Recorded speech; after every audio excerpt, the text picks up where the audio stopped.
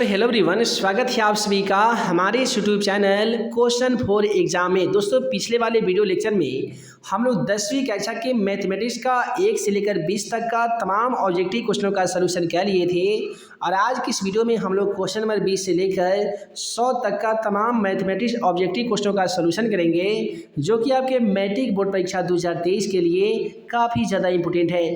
तो चलिए फ्रेंड्स, बिना समय गवाए पहला क्वेश्चन का आंसर देख लेते हैं। है दोस्तों, आज के पहला सवाल क्वेश्चन नंबर 20 से पूछा गया है कि यदि √2 cos थीटा बराबर 1 हो तो थीटा का मान क्या हो जाएगा।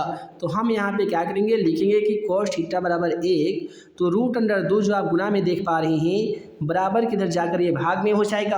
अब आप ही बताइए कि cos में 1/√2 कितना डिग्री का मान होता है। तो ये होते हैं 45 डिग्री का मान। तो क्वेश्चन का सही जवाब ऑप्शन बी होगा, 45 डिग्री। इसके बाद में अगला सवाल क्वेश्चन नंबर 21 कहता है, यदि अल्फा कोमा बीटा द्विघात बहुपद f(x) में दिया गया x² - 3x + 5 के मूल हो तो 1/अल्फा प्लस 1/बीटा का मान क्या हो जाएगा। हम क्या करेंगे, अल्फा और बीटा का एलसीएम लेंगे, तो ये हो जाएगा अल्फा इंटू बीटा। अब ऊपर हो जाएगा अल्फा प्लस बीटा। अब देखिए, अल्फा प्लस बीटा का फार्मूला -b/a होता है और अल्फा इंटू बीटा का फार्मूला c/a होता है। ए से ए जब हम कटा देंगे तो प्राप्त यहाँ पे होगा -b/c। अब देखिए, b का मान ऑलरेडी माइनस में है 3, तो माइनस और माइनस मिलकर ये +3 हो जाएगा। c का मान यहाँ पे 5 है तो हम 5 लिखेंगे। इस प्रकार से क्वेश्चन का सही जवाब 3/5 होगा। 3/5 ऑप्शन सी में है, अतः क्वेश्चन का सही जवाब ऑप्शन सी होगा। अब अगला सवाल कहता है, यदि द्विघात समीकरण ax² + bx + c = 0 के दोनों मूल बराबर हैं तो द्विघात समीकरण का विविक्तर यानी d बराबर क्या होगा। देखिए, द्विघात समीकरण का दोनों मूल समान यानी बराबर होने के लिए d का मान 0 होना आवश्यक होता है। इसलिए क्वेश्चन नंबर 22 का सही जवाब ऑप्शन ए होगा, d = 0। उसके बाद में अगला सवाल क्वेश्चन नंबर 23 करता है कि कार्तीय तल में स्थित किसी बिंदु 3, -4 में कोटि का मान क्या हो जाएगा। यहाँ पे हमें कोटि का मान बताना होगा। तो सबसे पहले जानिए कि मैट्रिक एग्जाम पेपर में हमेशा से एक क्वेश्चन ऐसा 100% पूछा जा रहा है जहाँ पे आपसे भुज का मान या कोटि का मान पूछ लिया जाता है। यदि भुज का मान पूछा जाएगा तो पहला वाला यानी 3 आंसर हो जाता, लेकिन कोटि का मान पूछा गया है तो दूसरा वाला यानी -4 आंसर हो जाएगा। तो यहाँ पे दूसरा वाला -4 है। क्वेश्चन का सही जवाब ऑप्शन ई होगा, -4। उसके बाद में कहता है, यदि किसी घनाभ की लंबाई l, चौड़ाई b और ऊंचाई h है तो घनाभ का आयतन क्या हो जाएगा। आप सभी को बता दें कि घनाभ का आयतन का जो फार्मूला है वो लंबाई गुणे चौड़ाई गुणे ऊंचाई है, यानी LBH है। लंबाई गुणे चौड़ाई गुणे ऊंचाई ऑप्शन ए में दिया गया है, अतः क्वेश्चन नंबर 24 का सही जवाब ऑप्शन ए हो जाएगा। लेकिन आयतन ना पूछकर घनाभ का विकर्ण पूछ लिया जाता तो फार्मूला √L² + b² + h² यानी √, लंबाई का स्क्वायर प्लस चौड़ाई का स्क्वायर प्लस ऊंचाई का स्क्वायर हो जाता। लेकिन घनाभ का आयतन पूछा गया है तो LBH होगा। यदि घनाभ का कुल पृष्ठ का क्षेत्रफल पूछा जाता तो 2 × LB + LH + BH हो जाता। और इसके बाद में अगला सवाल क्वेश्चन नंबर 25 को देखिए। क्वेश्चन नंबर 25 कहता है कि त्रिभुज ABC एक समकोण त्रिभुज है जिसमें कोण B = 90 डिग्री है, कोण A = 40 डिग्री है, तो कोण C का मान क्या हो जाएगा। हम कोण C कैसे ज्ञात करेंगे, तो जब दो कोण दिया गया ना, त्रिभुज में बताया जाता है कि त्रिभुज के तीनों कोणों का योगफल 180 डिग्री होते हैं। तो हम क्या करेंगे कि 90 डिग्री और 40 डिग्री को ऐड करेंगे तो ये हो जाएंगे 130। अब 130 को क्या करना है कि 180 में से माइनस कर देना है तो हमारा 50 डिग्री हो जाएंगे। वही होगा कोण C का मान यानी 50 डिग्री, जो कि ऑप्शन डी में है, अगर क्वेश्चन का सही जवाब ऑप्शन डी होगा। अगला सवाल क्वेश्चन नंबर 26 को देखिए। क्वेश्चन नंबर 26 कहता है कि tan 25 degree into tan 20 degree, tan 65 degree into tan 70 degree का मान क्या हो जाएगा। आप tan थीटा गुने cot थीटा का फॉर्मूला याद किए होंगे तो मालूम होगा कि tan थीटा गुने cot थीटा का मान 1 होता है, अतः इस क्वेश्चन को भी सॉल्व कीजिएगा तो क्वेश्चन का सही जवाब 1 होगा। उसके बाद में अगला सवाल क्वेश्चन नंबर 27 करता है, त्रिभुज ABC तथा त्रिभुज PQR में दिया गया है। देखिए, सबसे पहले क्या करेंगे, त्रिभुज A, B और C ज्ञात करेंगे। अब यहाँ पे लिखेंगे P, Q और R। अब यहाँ पे हम क्या करेंगे कि क्वेश्चन जैसे जैसे कहता है AB/PQ, AB/PQ, BC/RP। यहाँ पे कोण बी की बात की गई है, यहाँ पे कोण पी की बात की गई है। तो क्वेश्चन का सही जवाब कोण बी बराबर कोण पी होगा, जो कि ऑप्शन डी में दिया गया है। उसके बाद में अगला सवाल क्वेश्चन नंबर 28 को देख लीजिए। क्वेश्चन नंबर 28 में कहता है कि निम्नलिखित में से कौन सी अभाज्य संख्या है। आप सभी को बता दें कि वैसी संख्या जो स्वयं तथा एक से विभाजित होती है, वैसे तमाम संख्याओं को हम लोग अभाज्य संख्या कहते हैं। जैसे कि यहाँ पे ऑप्शन सी में दिया गया 11।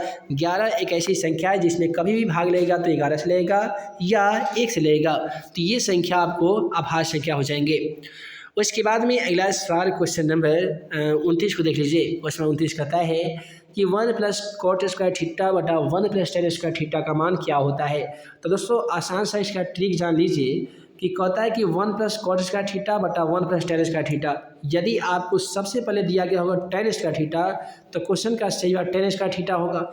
यदि दिया गया होगा cot² थीटा, तो इसका भी सही जवाब cot² थीटा होगा, जो कि ऑप्शन डी में है। अतः क्वेश्चन का बिल्कुल सही जवाब ऑप्शन डी होगा। उसके बाद में अगला सवाल क्वेश्चन नंबर 30 को देख लीजिए। दोस्तों क्वेश्चन नंबर 30 कहता है कि यदि किसी वृत्त का परिमाप और क्षेत्रफल संख्यात्मक रूप से बराबर है, तो उस वृत्त की त्रिज्या क्या हो जाएगी। सबसे पहले दिया गया कि वृत्त का परिमाप। देखिए वृत्त का परिमाप या परिधि का जो फॉर्मूला होता है ना जी, ये 2πr होता है, और वृत्त का जो क्षेत्रफल का फॉर्मूला होता है वो πr² होता है। अब हम क्या करेंगे कि r² से एक r कट जाएगा, पाई से पाई कट जाएगा, तो यहाँ पे बचेगा 2 और यहाँ पे बचेगा r, यानी r का मान 2 आएगा। अतः हम कह सकते हैं कि उस वृत्त की त्रिज्या यानी r का मान 2 मात्रक होगा, जो कि ऑप्शन बी में दिया गया है। उसके बाद में अगला सवाल कहता है कि बिंदु 2,3 की दूरी मूल बिंदु से क्या हो जाएगी। मूल बिंदु से दूरी ज्ञात करना काफ़ी ही आसान होता है। इसका आसान फॉर्मूला होता है √x² प्लस में होते हैं y²। अब देखिए x का मान यहाँ पे 2 दिया गया है, तो 2 का स्क्वायर करेंगे तो 4 हो जाएगा। y का मान यहाँ पे 3 दिया गया है और 3 का स्क्वायर करेंगे तो 9 हो जाएगा। 9 में 4 को ऐड करेंगे दोस्तों, 9 4 13 होते हैं और 13 का कोई भी वर्गमूल नहीं होता है। तो इस प्रकार से क्वेश्चन का सही जवाब √13 होगा, जो कि ऑप्शन सी में दिया गया है। उसके बाद में अगला सवाल क्वेश्चन नंबर 32 को देख लीजिए। क्वेश्चन नंबर 32 कहता है कि दो संख्याओं का एलसीएम 15 है और एलसीएम 90 है, तो संख्याओं का गुणनफल क्या हो जाएगा। देखिए आसान तरीके से जानिए कि दो संख्याओं का गुणनफल ज्ञात करने का आसान जो फॉर्मूला होता है वह होता है एचसीएफ गुणे एलसीएम, यानी लसा गुणे मसा होता है। लसा का मान 90 दिया गया है तो 90 लिखेंगे, मसा का मान 15 है तो 15 लिखेंगे। 90 में 15 से गुना कर देंगे तो 15 9 135 होते हैं। एक जीरो के यहाँ पे लाकर बैठा देंगे, तो क्वेश्चन का सही बात 1350 होगा। 1350 ऑप्शन सी में है, अतः क्वेश्चन का सही जवाब ऑप्शन सी होगा। उसके बाद में अगला सवाल क्वेश्चन नंबर 33 कहता है कि यदि 2 थीटा बराबर 60 डिग्री हो तो साइन थीटा का मान क्या होगा। तो हम क्या करेंगे, केवल लिखेंगे थीटा बराबर 60 डिग्री। दो जो आप गुना में देख पा रहे हैं बराबर की तरह करिए भाग में हो जाएगा और कट करिए हो जाएगा 30 दूनी 60 यानी 30 डिग्री। अब क्या करेंगे कि साइन जहाँ पे थीटा देख पा रहे हैं वहाँ पे 30 डिग्री लिखना होगा, यानी साइन में 30 डिग्री का मान कितना होता है। तो मान सारणी यदि आप याद के होंगे तो मालूम होगा कि साइन में 30 डिग्री का जो मान होता है वो 1/2 होता है। अतः क्वेश्चन का सही जवाब ऑप्शन बी होगा 1/2। उसके बाद में क्वेश्चन नंबर 34 करता है कि आकृति में पी ए और पी बी दो स्पर्श रेखा है। इस प्रकार है कि पी ए बराबर 8 सेमी है, कोण ए पी बी बराबर 60 डिग्री है, तो स्पर्श रेखा पी बी की लंबाई क्या हो जाएगी। देखिए आप सभी को एक प्रमेय पढ़ाया गया होगा कि किसी बाहरी बिंदु से वृत्त पर खींची गई स्पर्श रेखा की लंबाई समान होती है, यानी कि बराबर होती है। जब ए पी बराबर जो है ये जो हमारा पी ए का जो लंबाई 8 सेमी है, तो जाहिर सी बात है पी बी की लंबाई भी 8 सेमी होगी, क्योंकि स्पर्श रेखा आपस में बराबर होती है। तो क्वेश्चन का सही जवाब ऑप्शन ए होगा 8 सेमी। उसके बाद में क्वेश्चन नंबर 35 को देखिए, कहता है कि दो रैखिक समीकरण के आलेख प्रतिच्छेदी रेखाएं हैं, तब रैखिक समीकरण का हल होता है। तो याद रखिएगा जब भी जो रैखिक समीकरण का आलेख प्रतिच्छेदी रेखाएं होती है तो रैखिक समीकरण का केवल कोई भी हल नहीं होता है। उसके बाद में कहता है कि दो समानिक त्रिभुजों की उनकी संगत भुजाओं का अनुपात हमेशा समान रहता है, यह कथन किसका है। तो दोस्तों थेल्स महोदय का कहना था कि दो समान कोणिक त्रिभुजों में उनकी संगत भुजाओं का अनुपात हमेशा समान रहता है। तो क्वेश्चन का सही जवाब थेल्स महोदय हो जाएगा। अब अगला सवाल देखिए, कहता है कि चक्रीय चतुर्भुज के सम्मुख कोणों का योग कितना होता है। आप सभी को बता दें कि चक्रीय चतुर्भुज के समूह कोणों का योग 360 डिग्री होता है या 180 डिग्री होता है। कमेंट में जाकर आप हमें जरूर बताइएगा। अगला सवाल कहता है कि दो गोले के आयतन का अनुपात 125:27 है, तो इनके पृष्ठीय क्षेत्रफल का अनुपात क्या हो जाएगा। तो 125 को हम लोग ऐसे लिखते हैं 5 × 25 25 125 लिखते हैं। 27 लिखते हैं 3 तिहाई 9 त्रिका 27। तो यहाँ पे डबल 5 लेना है तो 5 × 25 जाएगा, डबल 3 लेना है तो 3 तिहाई 9 हो जाएगा। क्वेश्चन का सही जवाब 25:9 होगा। 25:9 ऑप्शन बी में है, तो क्वेश्चन का सही जवाब ऑप्शन बी होगा। उसके बाद में क्वेश्चन नंबर 39 को देखिए, कहता है यदि cos थीटा बराबर 100 तो sec थीटा का मान क्या हो जाएगा। और sec थीटा का फॉर्मूला होता है 1/cos थीटा। ठीक है जी, तो हम क्या करेंगे 1/, और cos थीटा का तो मान यहाँ पे x दिया गया है तो x लिखेंगे। इस प्रकार से क्वेश्चन का सही जवाब ऑप्शन डी होगा। अब क्वेश्चन नंबर 40 को देखेंगे तो आप पाएंगे, कहता है त्रिभुज ABC के शीर्ष के निर्देशांक यहाँ पे दिए गए हैं। अब इस शीर्ष का केंद्रक का निर्देशांक ज्ञात करना होगा। केंद्रक का निर्देशांक ज्ञात करने का आसान फॉर्मूला होता है x बराबर x1 + x2 + x3/3 होता है। x1 का मान देख लीजिए 2 दिया गया है तो हम 2 लिखेंगे, x2 का मान 0 है तो 0 लिखेंगे, x3 का मान 4 है तो 4 लिखेंगे, बटे 3 कर देंगे। 4 और 2 6 होते हैं, 6 में 3 से भाग लगाएंगे तो 2 आ जाएगा। पहला आंसर तो हमारा 2 आ गया। उसके बाद में क्या करेंगे कि y1 + y2 + y3 के पर बैठाएंगे तो y1 का मान 4 है, y2 का मान 6 है, y3 का मान -1 है, बटे 3 करेंगे। 6 × 4 = 10 हो गया, 10 में से 1 घटाएंगे तो 9, 9 में 3 से भाग लगाएंगे तो 3 मरतबे कट जाएगा। यानी पहला का आंसर 2, दूसरा का आंसर 3, 2,3 क्वेश्चन का सही जवाब ऑप्शन बी हो जाएगा। अगला सवाल करता है कि यदि n पद वाले AP का योग n² + 2n + 1 है तो इसका छठा पद क्या हो जाएगा।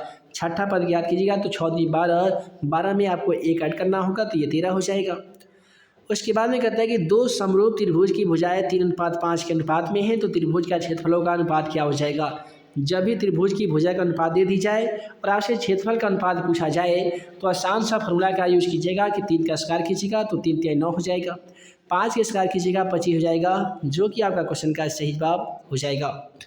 अगला सवाल के माध्यम से आप सभी से दूरी का मान पूछा गया है, यानी दूरी ज्ञात करना है। तो देखिए दूरी कैसे ज्ञात कीजिएगा।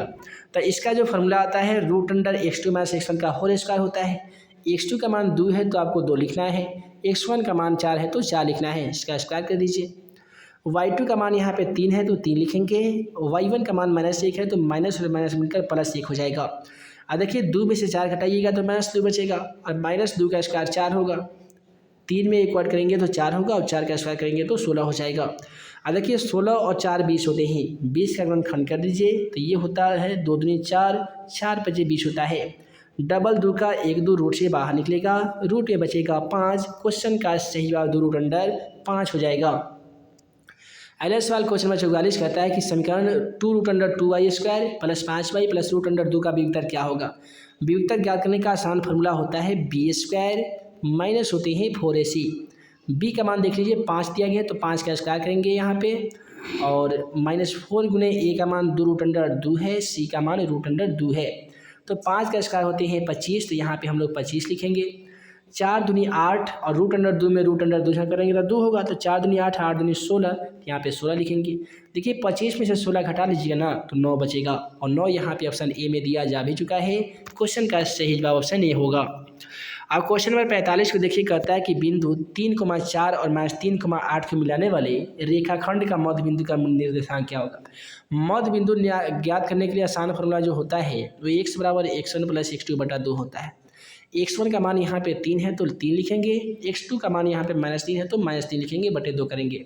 3 में से 3 गया तो 0/2 यानी आपका 0 आंसर आएगा। y1 का मान देख लीजिए 4 है तो 4 लिखेंगे, y2 का मान 8 है तो 8 लिखेंगे, बटे 2 करेंगे। 8 × 4 = 12, 12 में 2 से बाहर लगाएंगे तो 6 मरतबे कट जाएगा, यानी क्वेश्चन का सही जवाब 0,6 होगा। 0,6 ऑप्शन डी में है, अतः क्वेश्चन का सही जवाब ऑप्शन डी है। अगला सवाल क्वेश्चन 46 कहता है एक मीनार का उन्नयन कोण उसके पाद से 21 मीटर है। जैसे मान लेते हैं कि एक मीनार है, उसके पाद से ये 21 मीटर है। फिर कहता है कि इसका उन्नयन कोण ये 30 डिग्री है, तो मीनार की ऊंचाई ज्ञात करें। हमें पी ज्ञात करना है, बी का तो मान दिया गया है, तो p/b होता है tan में, तो tan 30 डिग्री बराबर लिखेंगे p/b। देखिए tan में 30 का मान 1/√3 होता है, p का मान नहीं दिया गया है लेकिन b का मान 21 दिया गया है।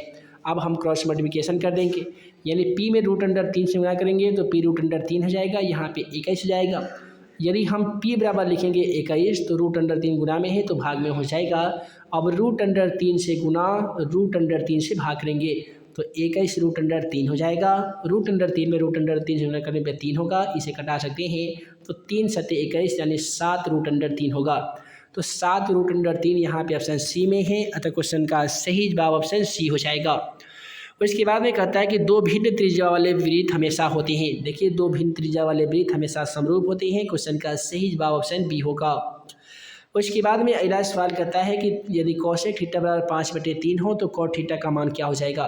कॉसेक थीटा का जो फॉर्मूला होता है h/p होता है, कॉट थीटा ज्ञात करना है जिसका फॉर्मूला b/p होता है। तो p का मान हमारा आसान तरीके से 3 तो लिख ही सकते हैं, लेकिन b का मान नहीं है। b ज्ञात करने के लिए जो फॉर्मूला होता है ना जी, h² - p² होते हैं। h का मान 5 है, p का मान 3 है, तो 5 का स्क्वायर करेंगे तो ये 25, 3 × 9 घटाएंगे तो 16, वर्गमूल होता है 4, तो b के बदले में लिख लेंगे 4। क्वेश्चन का सही जवाब होगा 4/3। अगला सवाल करता है दो समरूप त्रिभुज ABC त्रिभुज DEF इस प्रकार है कि 2AB = DE, तो BC बराबर यदि 8 सेमी है तो EF का मान क्या हो जाएगा। जब 2 दिया गया है ना, एक जगह 8 दिया गया है तो सिंपली गुना कर लीजिए, 16 आंसर आ जाएगा, है ना जी। तो 16 यहाँ पे ऑप्शन बी ए में दिया गया है, क्वेश्चन का सही जवाब 16 होगा। अगला सवाल कहता है त्रिभुज में से कौन सा कथन सही है यदि R त्रिज्या वृत्त के उस त्रिज्याखंड का क्षेत्रफल जिसका कोण P है। त्रिज्याखंड का जो क्षेत्रफल का फॉर्मूला होता है वो π² θ/360 होता है। यदि आप ऑप्शन बी को देखेंगे तो 2 से 720 को कटिएगा तो 360 हो जाएगा और ऊपर आ जाएगा πr² PDD, क्योंकि थीटा का मान यहाँ P बताया गया है। तो क्वेश्चन का सही जवाब ऑप्शन बी हो जाएगा। सो हे दोस्तों, वीडियो लंबी ना हो जिस कारण मैं इस वीडियो को यहीं पे एंड करता हूँ। आशा करते हैं कि आज के इस वीडियो में हम आप सभी को जितने भी क्वेश्चनों का सलूशन बताए हैं वो सभी के सभी क्वेश्चन आपको समझ में आ गया होगा। उम्मीद करते हैं कि आप इस वीडियो को लाइक और चैनल को सब्सक्राइब जरूर कीजिएगा। हम जल्द मिलेंगे ऐसे ही 10वीं कक्षा का सभी सब्जेक्ट का VPI ऑब्जेक्टिव तथा सब्जेक्टिव क्वेश्चन के वीडियो लेक्चर के साथ। तब तक के लिए आप सभी को वीडियो देखने के लिए बहुत बहुत धन्यवाद।